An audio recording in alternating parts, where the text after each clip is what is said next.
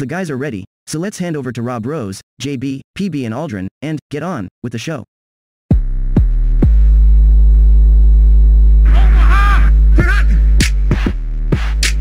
Welcome to the Club Dub Football Podcast, where the only question is, does your team make it into the club?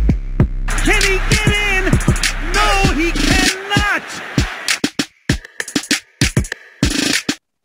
Well, welcome back, gentlemen. Hey. To think that last time we recorded a podcast, the world was just a simpler place. And in the little over a week since we were last together, the NFL has gone, well, utterly berserk, I think. A free agency like no other. More stories than you can wave a stick at. So many stories, in fact, that we have had to employ a mechanism. NFL Wheel of News that is going to be wielded and handled by James Aldrin. So here's the basic gist for all of you in Listerland as to how we're going to bring you fully up to date on the massive amount of NFL news that you may have missed over the last week. We have got our aforementioned Wheel of News with goodness knows how many topics on it. We're going to spin our magical wheel. It's going to land on a topic and one of us is going to talk through it and bring you up to date. Yeah, I like it. And can you please spin our Wheel of News and then you'll be taking our first topic. It's on the move. It's on the move. Spinning. It is spinning. And we landed on, Mitch Trubisky. So good that this has landed on me. Well, what Like an absolutely huge piece of news it is. So bring everyone up to date with what's going on with Mitch Trubisky. So Mitch Trubisky has signed a 2-year contract with the Pittsburgh Steelers as the presumptive starter for next season. And I was listening back to last week's pod about how JB was scathing, I think, of the Giants for their interest in Trubisky and whether he was going to challenge Daniel Jones because Daniel Jones is terrible. And yet now, here we are a week later, and JB has to defend his new QB1, Mitch Trubisky. I must say I enjoy it. I think it feels like the Steelers are maybe resigned to this year not getting a top-tier starting quarterback. And it does feel more along the lines that they may be targeting the draft to get somebody in to sit for a year, because albeit Trubisky's not the long-term answer, I think, he was a starter. He proved that he could be okay. I'm trying to think of the positives here, but yeah, maybe it's all in the draft for the Pittsburgh Steelers, and they have maybe 2 years away from, brilliance again. Let's go with that. So JB, I know this was Aldrin's and we said only small comments from other contributors. How do you feel about having a new quarterback in black and yellow? There are several Steelers fan groups. There are people in the NFL media that are not necessarily hyping up the decision, but are painting this in a positive light, talking about getting a quarterback like Trubisky without giving up the draft capital that people had to do for guys like Wentz, or that you're going to have to for Jimmy G, potentially other quarterbacks that we might be about to talk to. Sort of talking about how the Steelers, after Roethlisberger had retired, were talking about wanting someone with mobility, which Trubisky has. And you can see kind of the pieces lining up, and you can see him being the kind of person that the Steelers organization wants. Is this the worst decision that the Steelers could have made? I think there are Steelers fans, and again, people within the Steelers, that think, no, this is a fairly good decision. Am I happy about this? No. I'm sure Aldrin, with all of that build-up, was waiting for me to come here and say, can I shock you? I like Mitchell Trubisky. But no, I looked at that and just like, why? It absolutely. I saw I don't think he's on the list. I saw a tweet about Kirk Cousins re-signing with Minnesota from a Minnesota Vikings fan who's basically just we're just making wholesale changes everywhere except the most mediocre position that we have. And kind of thinking, yeah, that kind of lines up with the Trubisky decision. It's kind of like it's getting socks for Christmas. You need them. they're useful, but they're not really exciting, are they? And they're not really going to get you in the playoffs. Always good when you get a pair of socks with holes in for Christmas as well. That feels like what the Steelers have done. So if we put JB out of his misery, end this segment then, Aldrin, with this. Is there any chance that the problem was Chicago and that, Mitchell Trubisky has taken teams to the playoffs? You know, there are certain stats you can look at that would say that he is a serviceable starting quarterback with a potentially high ceiling. Is there any chance that it was the team and not the man, in your opinion? No. But, there's plenty of starters in the league the last couple of years that I think arguably have been worse than Mitch Trubisky in some regards. Players that are starters in the league that haven't got teams to playoffs. So, I don't hate the move, to be honest. I think he's gone into a quarterback room with Dwayne Haskins and Mason Rudolph. So I would say he's definitely the best quarterback in that room. He got the Bears to the playoffs, don't forget, only not last season before. I don't hate it. The Steelers made the playoffs this year with Ben Roethlisberger, who could barely throw the ball and couldn't move. I think Tomlin is a good coach. I think he'll get the best out of him. I think he's in a better situation than he was in the Bears. We'll see how he did over what he learned when he was with the Bills. But for me, I don't hate the move. I think it could work out. He's got a lot of talent to throw to. See what happens. So there we go. Our first part of the wheel. We have Mitchell Trubisky after years in Chicago via a single year in Buffalo as their backup quarterback, now the presumed starter in Pittsburgh. JB, we're coming to you next, but Aldrin, spin the wheel. Spinning, where will she land? I like the fact that we've decided it's a she. Oh, Julio Jones. JB, talk us through the big news about Julio Jones this week. So this is Julio Jones being released by the Tennessee Titans after one season, and I believe being courted by Tom Brady to come and join the new quarterback of the Tampa Bay Buccaneers to join the Bucs again. And we talked a little bit about this on our instant message client of choice. And I don't really get why. It's not like they're poor at wide receiver.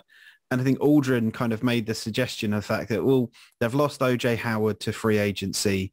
So is there any argument to Julio Jones kind of playing a bit of tight end? We make a joke on this podcast at Phil's expense, or hopefully with Phil most of the time, about Chris Godwin and his blocking skills. So we know the Bucs like a wide receiver that can block. So does Jones fit that organization? No, because if he's washed out of the Titans after a season, they aren't exactly like talent rich at wide receiver and kind of offensive skill outside of Derrick Henry and AJ Brown. So I kind of feel like this is not even the beginning of the end. I think the beginning of the end of Julio Jones's time as a quality NFL starter was last season. I think this is kind of that getting into the Des Bryant territory of just bouncing around for a couple of places at the beginning of a season and just that being the end of it. So he had one game last season with more than 60 yards. I think he had one touchdown. I mean, it wasn't a successful stint.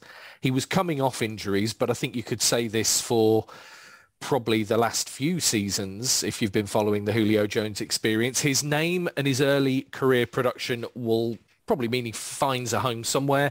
I said this with Mitch. The question is now for you with Julio. Is there a chance he has a Julio Sons and bounces back somewhere next year?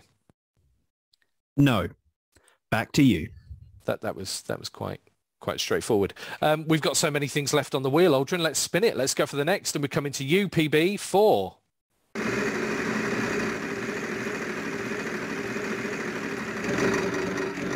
JC Jackson, PB. JC Jackson. I think that's a great pickup for the Chargers, and I'm surprised that the Patriots let him go, to be honest. Certainly as cheaply as they did. Just letting him walk. It's a lot of money. 5 years, 82.5 million, 40 million guaranteed. But he was an absolute ball hawk last year. I think he was number 2, in Pro Football Talk, he was their number 2 on the list of available free agents this year. I think it immediately makes that defence better. And it's a young secondary as well with the Chargers, with Derwin James and Asante Samuel Jr. So I think it gives them a really scary defence. And I think we'll go on to talk about other moves that they've made. But for me, that's stacking up as a massive division. The Chiefs are already well up there as one of the best teams in the league. All 3 other teams have now made big moves in either free agency or trades.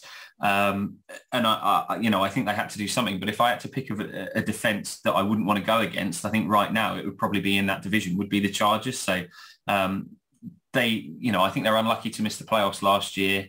They've made strides as a team. I think this probably does make them a playoff team next year, but that's probably the hardest division now, the best division in the NFL. So we'll see what happens, but great move for them. Patriots surprised to let him go. He Mr. Interception or whatever he was called last year. A real surprise to let a big player like that walk when you've not then, it's not like they made a splash in bringing any other big names in. So it was a surprise, but in terms of the Chargers, great move for them. So I've played devil's advocate with the last 2. I'm going to play devil's advocate with this one. Is there any chance at all that the Patriots do this, right? The Patriots let top talent go and seemingly replace them year on year and find schemes that work for the players they have. Is there any possible way that his success was due to Belichick and the Chargers? I mean, you say overpaid. I mean, that guaranteed money is so much less than the contract maximum, is it? It's hard to imagine they have overpaid. But is there any way that JC Jackson is going to be a name that nobody remembers in 12 months' time, PB? Entirely possible. I mean, you look at the trade last year with Stephon Gilmore and they let him go for a 5th round pick or whatever it was. And everyone thought, oh, that's crazy. And I can't remember. I genuinely can't remember a real play he made for the Panthers when he went there. And he's obviously a free agent now as well. So, we'll see if he manages to bounce back to his previous form. But yeah, it's entirely possible that, Jackson was his success was a product of the system he was in, but we'll see. I think, if you're a player who makes interceptions, I think you've got, great skills in terms of your hand-eye coordination. And I think that'll do you well, whatever system you play in. So I can see him being a good success for them. And also, I think as well. Oh, go on, Aldrin. Oh no, you're probably going to make the same point as I was, Rob. But you're going into an organisation with a defensive head coach, aren't you? And having added, I mean, we're going to talk about it, but a lot of offensive line pressure. They brought defensive line pressure rather. They brought a couple of pass rushers in, so you would think that having some good cornerbacks will only improve them. So. Yeah, I think having a defensive head coach plays into his hands too. I was going to say exactly. I was going to say it's funny how that defense kind of looks like Rams 2.0, doesn't it? It's a lot of those really big core pieces of that defense in similar positions that you've got. I was about to say over the road in LA, but actually they share a stadium, don't they? So they share the same turf. But yeah, it looks like there's a kind of blueprint there that seems to follow what happened in LA with the Rams. Nice, PB. So it's me next. Spin the wheel. Listeners should be aware we have an actual, well, a virtual, but nevertheless an actual spinning wheel. Who have I got? Allen Robinson. Allen Robinson. Well, the weird thing was, with the huge splashes we've had in free agency and the other big NFL news, so we're, concentrating on free agency, but things like Whitworth retiring, we're going to come to other pieces that have either left the Rams or look like they might be leaving the Rams, and things like Odell Beckham Jr.'s future and so on. And you kind of looked and thought, you know what, they really were all in. Is this going to be a struggle for the Rams to climb the mountain in the season that just, the season that's ahead?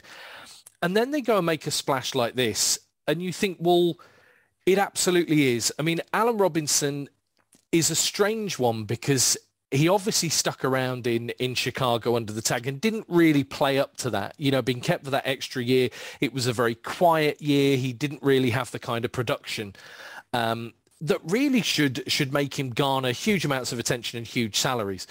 But then you add in the Sean McVay factor and you think what McVay can do in an offense like that with almost any offensive weapon is just so remarkable. And you look at what Robinson's skill set is. He has that ability, a little like Cooper Kupp, bizarrely, where he's so good off the line, absolutely brilliant footwork. So in those short kind of plays, you know, and I'm thinking 5 to 10 yard type slant plays, he's so good at just getting his body in the right position and getting that little bit of space. So in that sense, you think absolutely tick the box.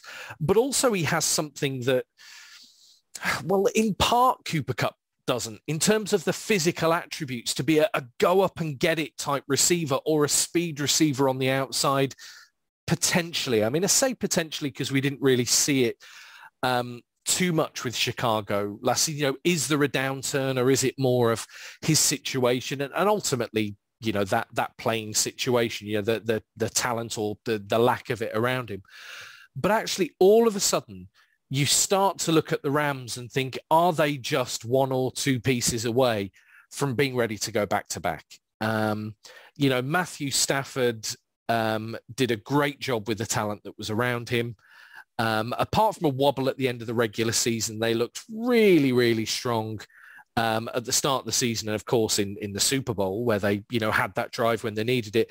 And you can just imagine Allen Robinson being the kind of weapon that helps when those key drives come around in 2022 into 23 for the Super Bowl. I think it's a great bit of business. I'm surprised the Rams have the cap room. I'm surprised they were able to make this kind of deal in free agency. We've been more kind of aligned to seeing them make trades. But I mean, we absolutely waxed lyrical about Robinson a year ago when we were doing similar free agency kind of pods. And I think this could be a great landing spot for both. He just looks like the kind of talent that, you know, in that scheme could really take the roof off. Does anyone want to give me my devil's advocate style question? No, I was going to be the opposite. And I think it almost feels like they're the best 3, that best trio of wide receivers almost. You've got Cooper Kupp, Robert Woods, and now Allen Robinson. Like, that's not going to happen, though.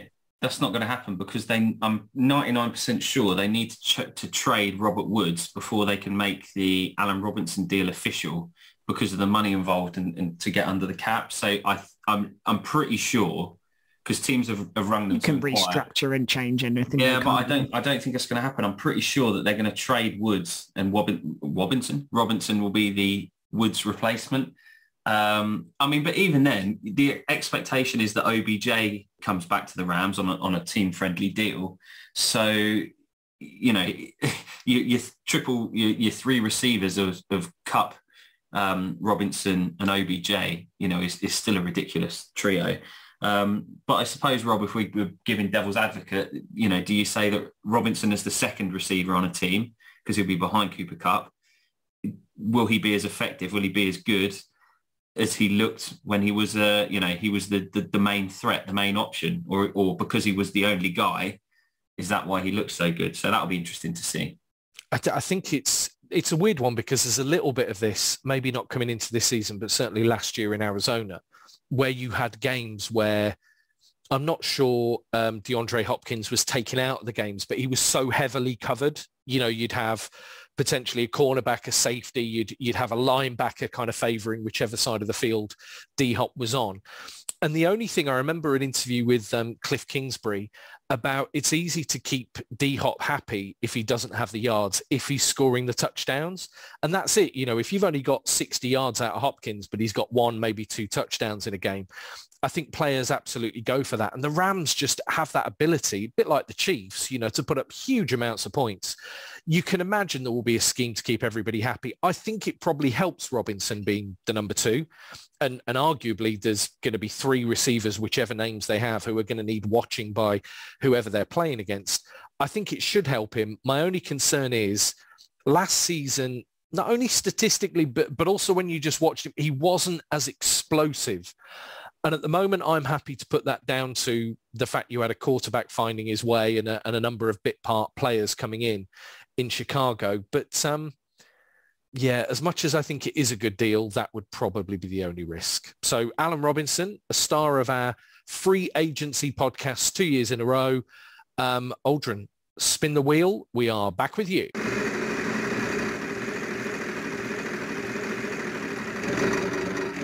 Deshaun Watson. Deshaun Watson. Well, I think everything started to heat up with Deshaun Watson after last Friday's legal clarification, I guess. Brings a bit more clarity that he's not going to face criminal charges. Now, that's not to say that he hasn't still got to deal with the 22 civil cases and any potential repercussions from the league as to whether he faces any suspensions or fines or whatever the punishment might be. But ultimately, having a little bit more clarity that he's probably not facing jail time has piqued everybody's interest back to clarifying his position. Everybody wants to meet with him. Obviously, he has a no trade clause, so he gets to have a significant say in where he ends up. And I think a lot of teams, maybe some teams that we didn't expect, have been in the mix. So notably the Browns, the Falcons, the Saints, the Carolina Panthers have all been in the mix and have met with Deshaun Watson. Now, one of the precursors to meeting him is that they had to propose trade terms that the Texans were agreeable to. So effectively, anybody that has spoken to Deshaun Watson has made a trade offer that the Texans determine is agreeable, and therefore he's been able to meet with them. I think this week he has, or they have discounted the Browns, certainly seem to be out, as do the Carolina Panthers. So I think the two teams in the front running positions are the Atlanta Falcons and, oddly, the New Orleans Saints, with all of their cap issues. So, yeah, I think he's probably now the hottest quarterback property, I guess, that's certainly available, and potentially creates a bit of a cascade because when the Browns were in the mix and the Falcons were in the mix, they had very clear incumbent starters that, you know, were the QB1 for that franchise. And so I think certainly creates a bit of unrest for both of those franchises because Baker Mayfield is going into the final year of his fifth year option. Matty Ice has just restructured his contract to save a bit of cap room, but ultimately it sounds like he's on the trade block too. So I think it'll be an interesting choice for Deshaun Watson, and it determines quite significantly where some of those franchises go. But I think the fact that it's all in his hands makes it even more interesting as a trade scenario, because you really can't tell. Based on everything that he's spoken about previously, it sounded like New York or Miami seemed like his kind of preferred destinations, not only for money-wise, but also as he wants to build his brand. But ultimately, he's now down to two options in Atlanta and New Orleans. So my devil's advocate question follows a little bit from me, and it is only a little bit. The weird thing, for all the stuff about the Saints and the cap room issues that they would obviously have, they have done this before. I mean, if we were to go back and look at truly standout quarterback talents that have been available, either as free agents or in a trade, you've got that odd example of Peyton Manning coming off that injury when he left the Colts that we've referred to a number of times.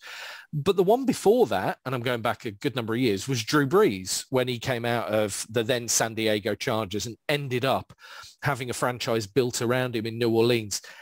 Is this something that the Saints have seen work and believe is a recipe for success?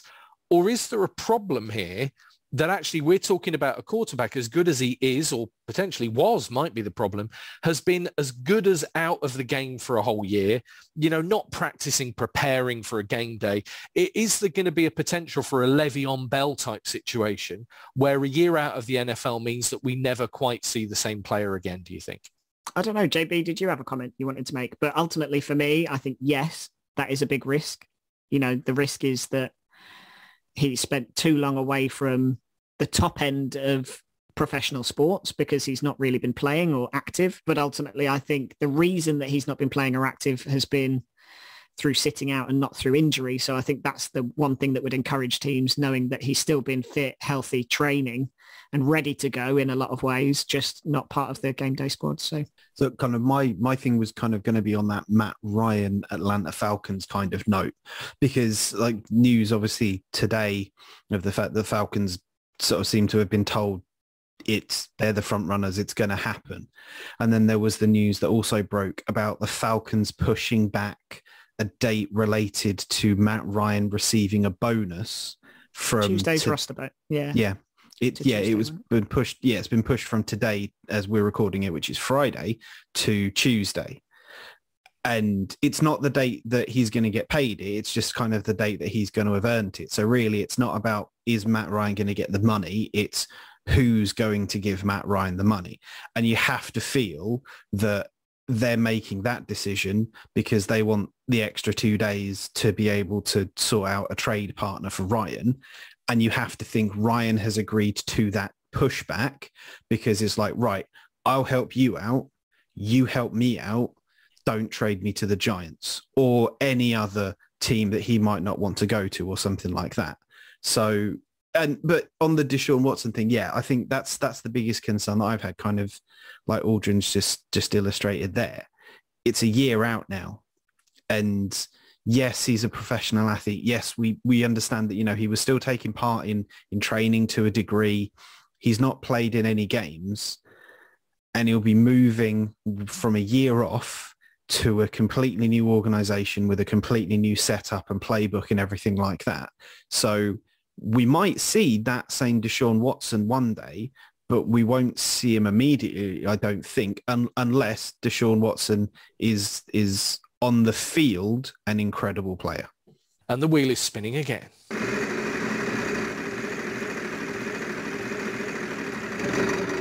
Davante Adams. Everything seemed really nice in Packers land. You've got Aaron Rodgers coming back. You've got, you know, a team that, you know, was close to making the jump and getting through to the big game, you know, getting through to the Super Bowl. And then this happened. And given that Aaron Rodgers has repeatedly, and that's repeatedly as in multiple times in a season and for multiple seasons, talked about his displeasure with the Packers' habits of not drafting wide receivers, not drafting offensive talent, not giving him anyone top tier to throw the ball to, bringing Aaron Rodgers back on a brand new contract, or sorry, an updated contract, and then at the end of the week, trading away probably his favorite player on the Packers to throw to, kind of feels a little bit, it's a little bit like cutting your nose off to spite your face. Like, I understand why they've done it.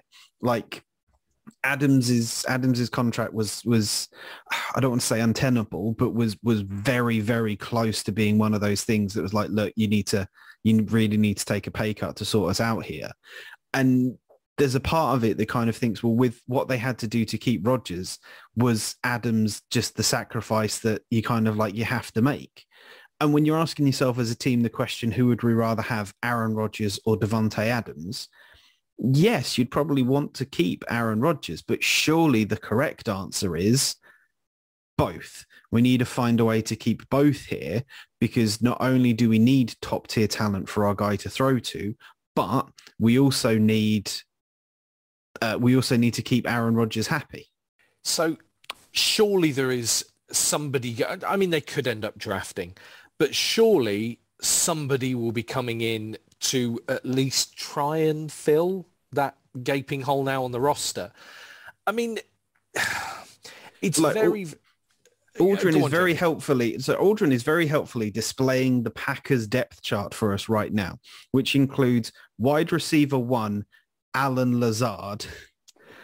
And I was checking that because I thought he was a free agent. I thought they were all. I don't think he is. I think he's the only one that's actually signed and actually on there. And that immediately presents a problem. Yes, you would imagine the Packers are going to draft someone, but we've imagined that the Packers were going to draft someone for years and they never do it. And just to avoid this being completely about the team that he's left from, for the Raiders, this is a great pickup. This is kind of the thing that they needed when they lost Henry Ruggs last season because of all of the decisions he made that were decisions we hope other people don't make. it was an impact wide receiver that they lost.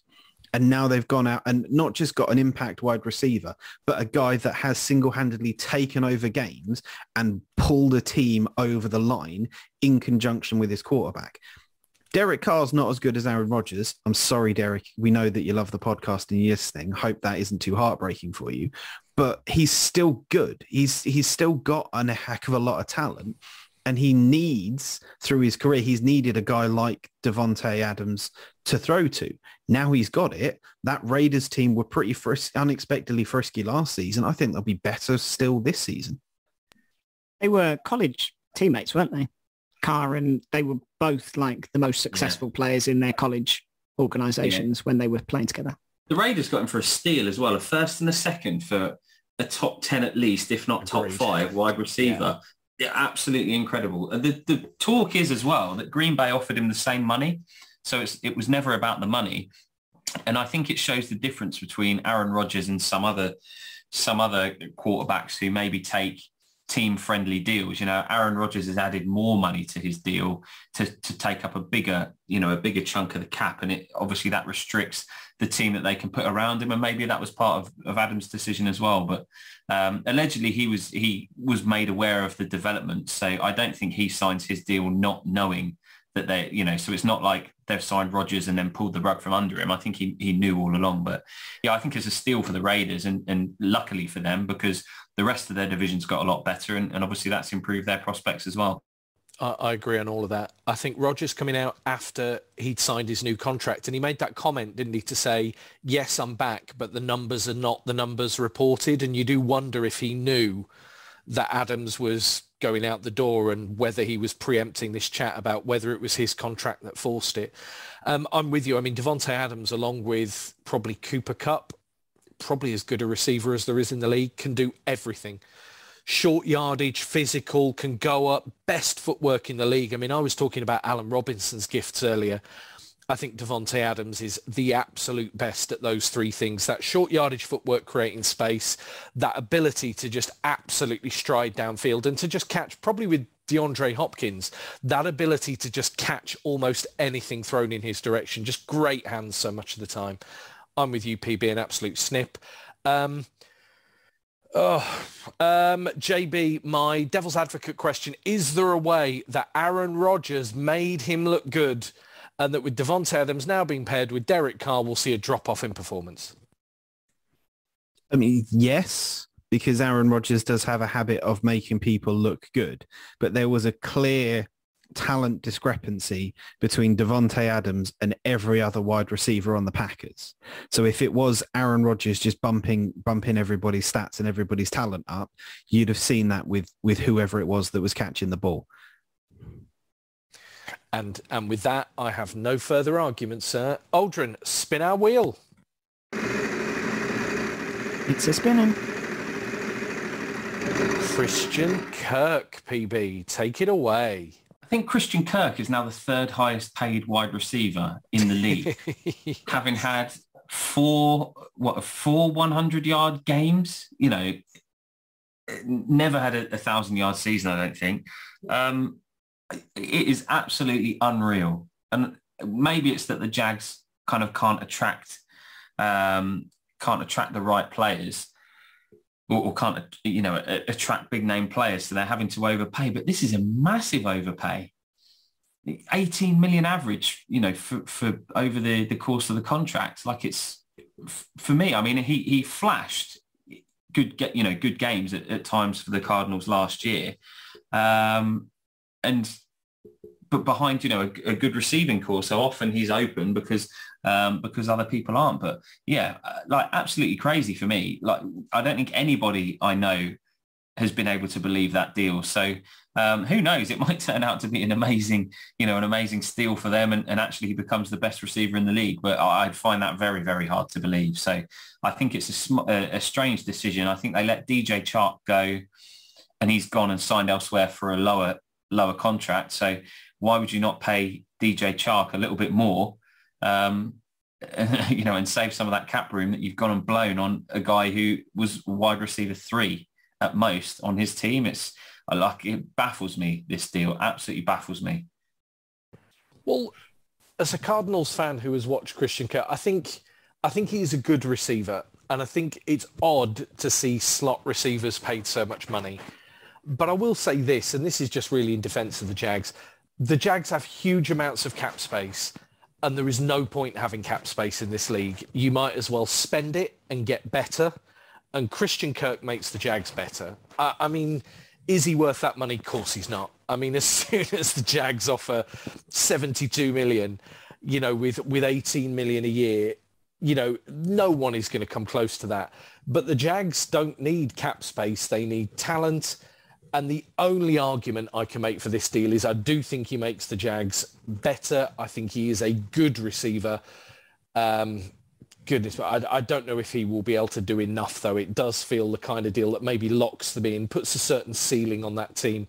But I probably said similar things this time last year about the Bengals. So what do I know? Weirdly, Phil, my devil's advocate is, could Christian Kirk end up being one of the top 5 receivers in the league, and could the Jags make an immediate return to the playoffs with that kind of player in the locker room? I'm not going to even bother answering the second part of that question, because the first part of that question is unrealistic. I could name at least 5 receivers who are more likely to lead the league this year than Christian Kirk. I just cannot see it happening at all. 18 million is correct. There are some agents who have free agents looming at the end of next season, I'm sure, that are rubbing their hands together at the fact that Christian Kirk's just got $18 million. And I don't mean to do him a disservice, but that is as much of an overpay as we've seen this offseason. And Tyreek Hill's due a contract, isn't he, next year? Yeah, it sets a certain foundation, doesn't it, for wide receiver contract. And I will say, you just made the point, Phil, as a Cardinals fan who I've just said has loved watching Christian Kirk, what a fantastic young man, what a brilliant player he was for our franchise. I have nothing against him at all. I'm thrilled for him that he's got that kind of deal. I think our question marks aren't about Kirk. They're about the contract that's been offered out by the Jags, aren't they? But not many to go. One more round after I pick next, and we're spinning the wheel. What have I got? Baker Mayfield. Well, here is the really weird thing about the week that we have just had. Isn't hindsight a wonderful thing? Because ultimately you have the Deshaun Watson situation that caused all those problems in Miami, ultimately causing all of these problems in Cleveland. I was about to say the mere suggestion that the Browns were talking with Watson, but I think it was more than that, wasn't it? I think we're now looking at confirmed reports that they were interested in trading for Watson has now meant, and whether this was the straw that broke the camel's back, whether there is more to this, it now means that we have got a trade request from Baker Mayfield, and he is, from where I stand, pretty certain to be playing his football somewhere else next season. The weird thing about this is there is an element of risk for me with Baker. And I'm going to compare him to, say, a Blake Bortles. I'm not sure he is, on par when it comes to arm talent with Blake Bortles. I think he is a better quarterback. But what I do think is a bit like the Carson Wentz situation. I don't think Baker Mayfield has the body of work that will give him a third chance the way Carson Wentz has just got his third chance with Washington. I think that Baker needs to go somewhere and perform well, and I think it's likely, more likely than not, that he will. Because if he doesn't perform well, he's the kind of player that could end up being benched in favour of a back. He's on that brink where I think Baker Mayfield is probably the 16th, 17th, 18th best quarterback in the NFL. And we have seen him at his best. We've seen him on that run that took the Browns to the playoffs the year before last. But there also seems a level of, I don't know what it is, ego. There are questions about his leadership. There are players having to rally round and speak on behalf of their quarterback. There are a number of things that just say to me, his next move needs to be a good one. Because I think in reality, once the whole Watson situation went cold, I don't think you go and get a Matty Ice in favour of Baker Mayfield. I mean, Mayfield just has youth on his side, if nothing else. But I do think there is an argument here to say that as painful as it is, and as much of an odd situation as it is, there is something to be said for just keeping your head down and playing the game. And actually, the best example of that ties again to Deshaun Watson, because I think Tua Tagovailoa actually handled that situation utterly brilliantly last year. You know, with all of the noise that was going on around him, and again, I'm not necessarily sold on him as a top-tier quarterback, but with all the noise going on around him, every interview he gave, every comment he made, you know, was all about business and not about the emotion of the situation. And I just wonder if Baker is yet again kind of the wrong side of that. And the other thing is, does his market become smaller because of that reputation? Do, you know, ultimately teams like Indianapolis, you know, teams like, I mean, even New Orleans, I mean, do they start to look at Baker Mayfield and think, well, actually, there are better, more known commodities like Jameis Winston and, you know, Matty Ice, if he becomes available, that actually in this very strange quarterback market pushes Baker Mayfield just a little too far down that list. He could end up very easily being a bridge quarterback. And I think he's actually better than that. You know, it's sometimes circumstance as much as talent. Strange times for Baker Mayfield. Give me I think I've probably argued both sides of that, so I'm not sure you can give me my devil's advocate question. But go on, give me a question on Baker's future and I'll do my best to answer. Baker Mayfield can go to a team on the bubble and take them to a Super Bowl. I'm thinking about teams that are very, very good anyway. I mean, in a case like the Colts, where you've actually got a generally very well coached team, yes, there are some gaps still with them, but, you know, you go to the Colts, I think he's got a chance. You go to somewhere like Seattle, I think that's more of a problem. I don't think there are many incredibly attractive destinations available. I just don't see that other teams would pick him over their incumbent, if that makes any sense either. So I think the market could be quite small. I think reconciliation is not impossible here. The right team, yes, he could take them deep in the playoffs, but I think they would do it with him rather than because of him. I put him like a Derek Carr type level, maybe just slightly, maybe half a step behind Carr. So look, anything's possible. I just think he needs to pick very carefully if the choice is even his. Right, spin our wheel. Last few goes round. Well, we've got 4 names left. Once more around our virtual room. Talk to me about Amari Cooper. An absolutely top tier player in Dallas who they have happily moved on from in terms of fit and healthy, still firing. And they've kind of gone all in on Michael Gallup instead. You know, he's coming off a pretty serious ACL injury and they've re-signed him to a pretty significant deal. Amari Cooper, however, ends up with a number of picks going the other way. A massive kind of contract that he's on. Is it 20 million a year that he's on?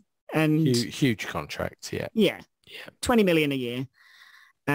So at the very top end of top tier, I think Chris Godwin, you know, Phil's Desi mate, signed for a similar, if not slightly less contract than that. And he ends up in the Cleveland Browns organization, who have been looking for that wide receiver one, it feels like, for a good number of years. You know, they took that big swing and ultimately that big miss with OBJ. And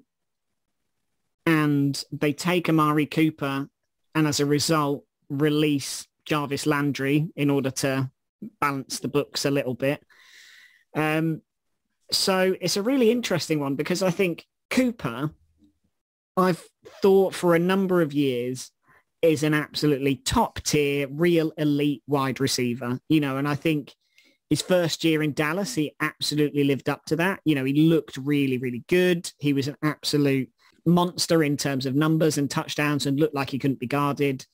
And then the last year, it has kind of tailed off a bit and performances were much less than 1,000 yards, 8 touchdowns, which marks a similar high for him amongst, some of his other seasons. But certainly the less than 1,000-yard season was not up to par in terms of what Dallas were expecting for that kind of money.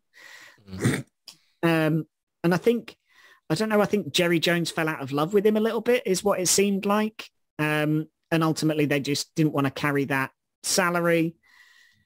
So it's interesting because would I have thought that he was a brilliant addition to the Browns organization if they still had Jarvis Landry in the building? Absolutely yes, because I think then you would have had a real top 1-2 punch.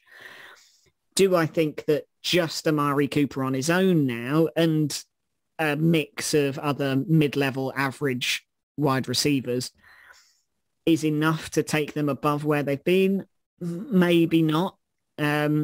So yeah, I just can't really figure out whether it's a good move or not. I certainly think I don't know if it feels good for anybody really, is weird. But I don't know. Cooper must think, what have I got myself into? Because he signs that massive deal and, he goes to the trade to the Browns and then comes into a situation where the quarterback now wants to divorce the team. Correct. The team wanted to move away from the quarterback. So he's gone from a settled situation in Dallas where, we know Dak Prescott's the guy. He's, a top 10 probably quarterback in the league, to a situation where I don't think he even knows who's going to be throwing in the ball come kind of training camp. Whether he regrets the trade there now or not, I don't know, but he'll be the number one receiver. It's not a situation like in Dallas where, it was arguably him or CD Lamb, and then they had Gallup as well, didn't they? He's the guy. He's going to be getting chucked the ball like he was at the Raiders before the Cowboys, wasn't he? And he was top tier. Exactly. So, I mean, if he rediscovers his form, it'd be a great deal for the Browns, but there's a lot of unknowns there, and he must be thinking, what have I let myself into? And I just want to make clear, so it was effectively just a 5th round pick that was traded. They swapped 6th round picks, but who cares whether you're first or last in the 6th round? Ultimately, it's a 5th round pick that they traded for him. Well, it feels like the kind of deal where the pick was just to stop him hitting the open market and being picked up elsewhere, wasn't it? The pick just means that you've got him in your building. I've only got a few quick points, and then I'll throw a question out there. One is that I think you've nailed it, Aldrin. He was on wide receiver 1 money. I mean, definite wide receiver 1 money. And there's an argument he wasn't their wide receiver 1. So you can't carry a player like that, particularly if you want to, extend Gallup. And I can kind of see why they had to do what they did. They had an embarrassment of riches with the 3 players there. If you're not getting 1,000 yards and 10 touchdowns out of that kind of money, you need to move on. He makes the Browns better. And I think Landry was a real kind of oddity, because when the Browns were good, he was good. And when the Browns were off, he could be very quiet. I mean, he was the best they had and the most consistent they had. But I do think that Amari Cooper is an upgrade on Landry, and it probably shows because Landry's market isn't particularly as strong. But anyway, the big question is, for me, my devil's advocate question, and Phil's kind of nailed it, what would need to happen for the Cleveland Browns to be contenders in the year ahead with Amari Cooper at WR1? What else needs to happen to get them on track? Who, the Browns? Yeah. They need some other receivers. They've just released Austin Hooper as well. So they've got no Hooper, no Landry. They franchise tagged David Njoku, didn't they? So they've kept one athletic tight end in town. But yeah, I just think they need more. And I think, to Phil's point, they need clarity on who the quarterback is. Ultimately, I think Phil was saying there, he doesn't know what he's let himself in for. He's landed and doesn't know whether the quarterback's going to be throwing in the ball. I think he would have been pretty damn happy if it had been Deshaun Watson that was rocking up as the starting quarterback. But ultimately, that doesn't seem to be the case now. So it is uncertain. And I think that's often been the case with the Browns, is just clarity and certainty on coach. Quarterback has often been up in the air the last few years. So I think they need a settled year and more pieces around Cooper so that he's not the only one. Yeah, maybe an arm around Baker Mayfield or Matty Ice if the Deshaun Watson thing goes in that direction. Spin our wheel. JB, we're coming to you. 3 left. Oh, take it away, JB. Tom Brady. Well, we didn't really discuss anything like this, but if possible, I would like to abdicate to the person that would follow me in the order to allow them to talk about Tom Brady. I mean, Phil, talking about Tom Brady, this will be a first for you. Do you think you're up for it? Well, what more, set the scene. I'm getting ready for bed Sunday night. We've seen... He's going to have to send his Glennon jersey back, isn't he? What's he going to do? We've seen that Brady was at the Man U game thinking, was he just going to watch Ronaldo? Is he meeting the Glazers? Who knows what's happening? The video starts to surface of Ronaldo saying, well, you're done, aren't you? And Brady pulling that face, not so sure. And it's the hope that kills you. You think, there's no chance he's going to come back. And then 11:30 p.m. Sunday night UK time, the tweet goes out, Brady is back. Unbelievable. Instantly we're talking a team that, we could win the division. We've got a tough, a tough schedule next year. We may as well give Kyle Trask a go. Nothing to lose. To then, oh my God, we're a Super Bowl contender again. And, you see the impact on the team. It's not just this one player. The rumor was that Ryan Jensen was going to the Bengals, where ultimately Alex Kappa went. Instantly wake up the next morning and Ryan Jensen's returned. I think he was one of the first phone calls Brady made. He tried to call Kappa to get him back, but I think his deal was already done. Carlton Davis has re-signed. Godwin's signed a multi-year deal rather than just the franchise tag. We've traded for one of the guards, that he played with at the Patriots. We've picked up Logan Ryan today. People want to come and play with Brady. And I think it's, it massively has changed our fortunes for this season overnight. You would expect Gronk to come back now. And I think there's a couple of things that have surfaced online that kind of suggest that's going to happen. So it's almost like a season of, we're probably, we'll be in the 6 p.m. slot a lot. On Red Zone and we're going to be finding it tough each week to now a totally different outlook. So it's fantastic, absolutely fantastic news. He showed last year that he's still got it. His skills haven't really dwindled, and hopefully, we're not going to see a drop off this year, and he continues to put that form up. So my devil's advocate question, when it comes to the greatest of all time, where do we go? Let's pick on his age. 44-year-old Tom Brady, looking forward to a birthday in August. So when he next takes the field in a competitive game, 45 years of age, is there a way that this is 1 year too many and that what we could see is the implosion of Tom Brady on the biggest possible stage? The stage is set for something wonderful. Could we be really in store for something far more dark and disturbing, do you think? I don't know. I just can't see it, because it's not like he's he's a pocket passing quarterback. I know last year he probably put up his most amount of rush yards that he has in years, but he's not a dual threat quarterback really.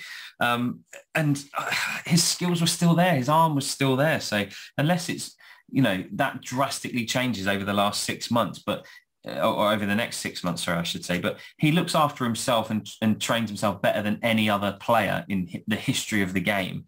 He's already doing things at his, at 44 that no other player has ever done. So I don't know that you can. I mean, it's entirely possible. Obviously, it's entirely possible that we get to September, October, and there's some mad drop off a la Peyton Manning, in his last season with the Broncos. But I can't see it. So I think it's, hopefully it's all risk and. No risk or reward. But what a fantastic proposition for the UK and European fans to be able to go and see him in Munich this season as well. Okay, I think the last 6 weeks he's probably been down Mackey's. He's been at McDonald's shoveling in burgers. Doesn't eat bread. Eating junk food.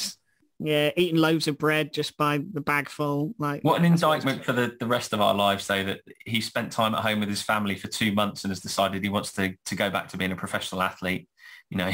Retiring to spend time with his family. I've spent 2 months with them. That's enough.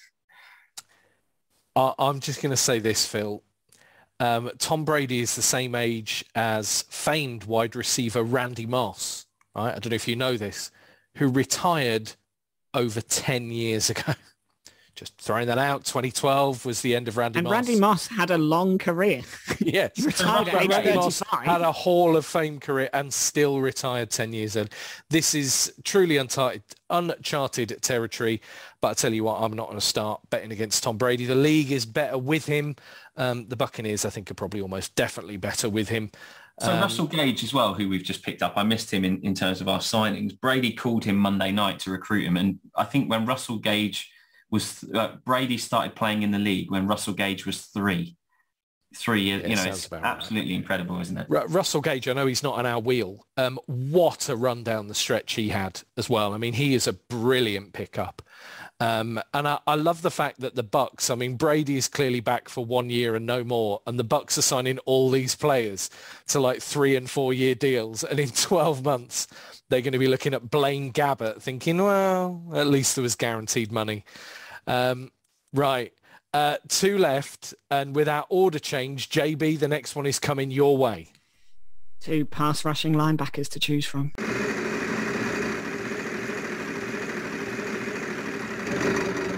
Von Miller. Take it away, JB.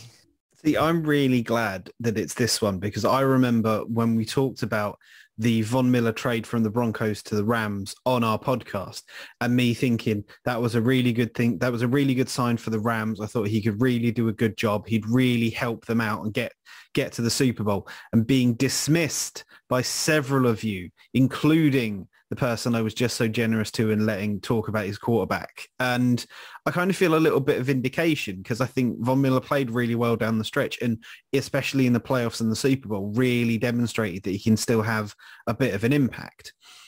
Now going to the, I think, if not number 1 defense in the league last season, number 1 rated in a heck of a lot of stats, and giving them that pass rush that they haven't really had, like, and obviously not historically, but just in the Sean McDermott era, they haven't really been noted for their fantastic pass rush. They've been noted for their incredible overall defense, but you haven't got a Chandler Jones, TJ Watt, Aaron Donald-esque, like, single figure on there that you could look at and point to say, right, this is the guy that we need to worry about.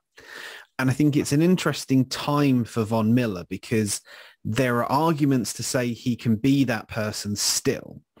But then there are also arguments, and I've seen that consider this like when the great Cowboys pass rusher who went to the Broncos, who, as I've started talking about, his name is DeMarcus Ware.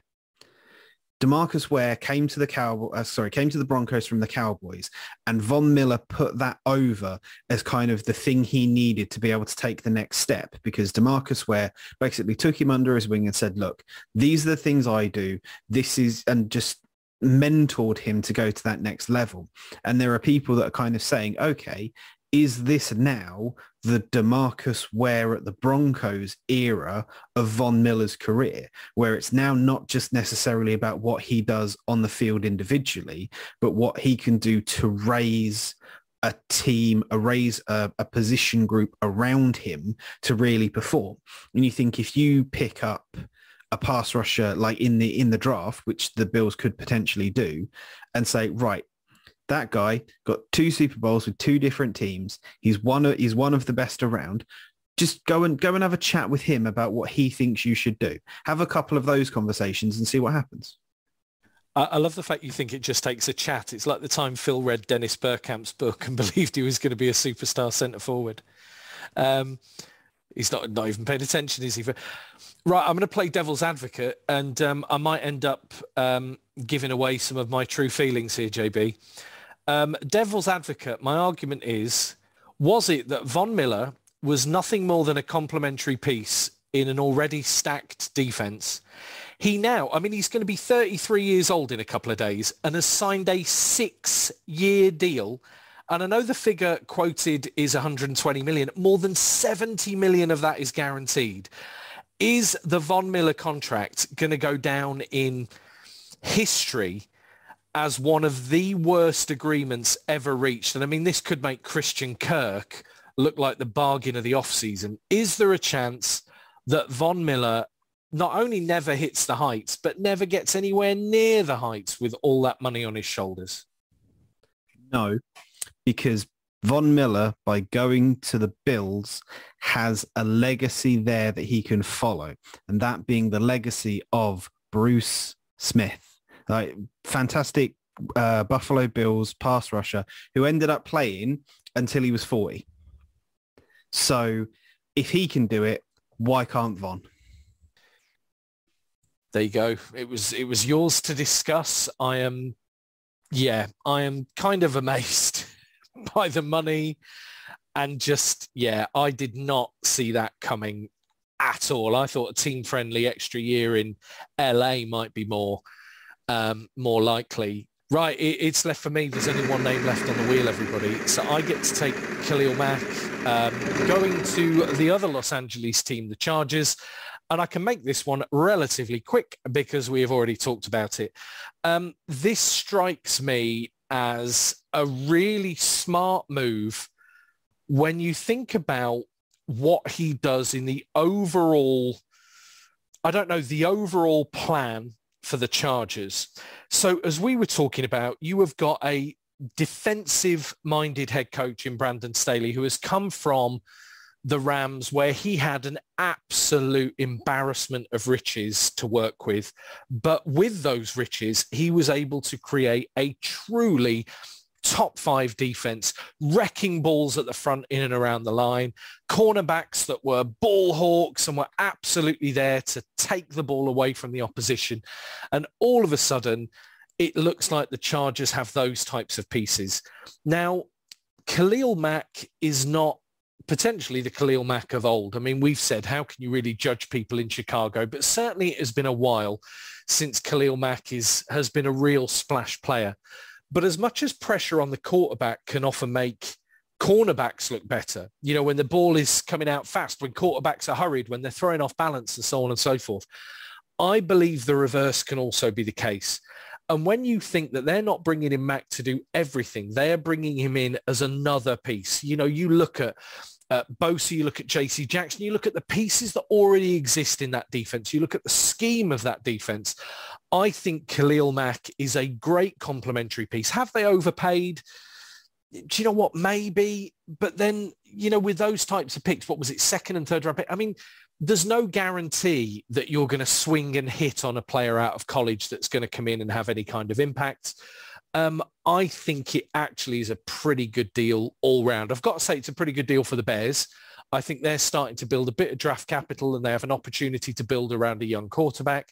But for the Chargers, I think it is one of those moves that actually suggests that whether we see them as contenders, and I think, Phil, you mentioned you do with the JC Jackson edition, even if we don't see them as contenders, they see themselves as contenders, because this Khalil Mack move is a next season, the season after type move when you're looking to get the best out of him now.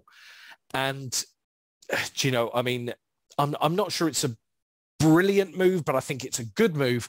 And I think, crikey, coming off the conversation about Von Miller, it makes it look like a stroke of genius, I think. Is there a devil's advocate here?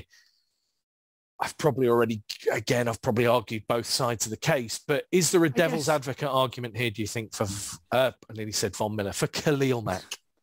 I guess the devil's advocate for me is arguably the Bears would say that he maybe hasn't lived up to what they expected from him. Do you think there's a risk of that happening again in his new home?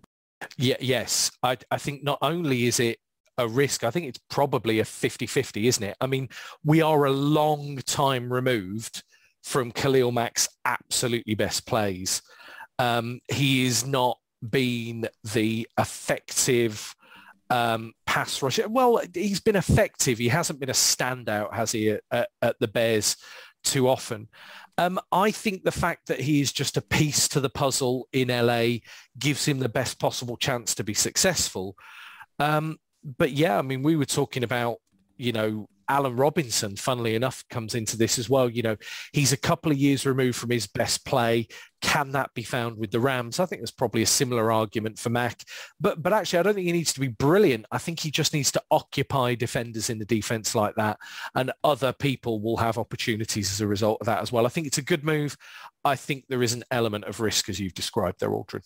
Well, our wheel of free agency and our bumper show comes to an incredible end in an off-season that had already seen Russell Wilson and Carson Wentz find homes. Maybe we'll be recording next week talking about Deshaun Watson, Matty Ice, Baker Mayfield, Jarvis. I mean, there are so many names still in the melting pot. And the incredible thing is a lot of them were names that, you know, you'd never have imagined would be on the move when those first, you know, free agent lists that land on every NFL website, you know, the best 101 available free agents. Well, it seems that list seems to be growing just as quick as it's shrinking. It seems to be in kind of some odd equilibrium. So maybe we'll follow up next week with a similar wheel of news about free agency, fingers crossed. But gentlemen, phenomenal work. Thank you to everybody who took time to watch our, pretty incredibly high production value trailer for this episode. If you haven't checked it out already, why not have a look on Insta and Twitter and give it a quick look, a quick like, and make sure to follow us. But gentlemen, should we get back again next week to do a bit more of the same? Absolutely. Let's do it. Sounds like a plan. Thank you everyone for listening. A bumper episode, like we said, and let's hope there's more of the same next week. See you all later. See you, pals. Thanks a lot.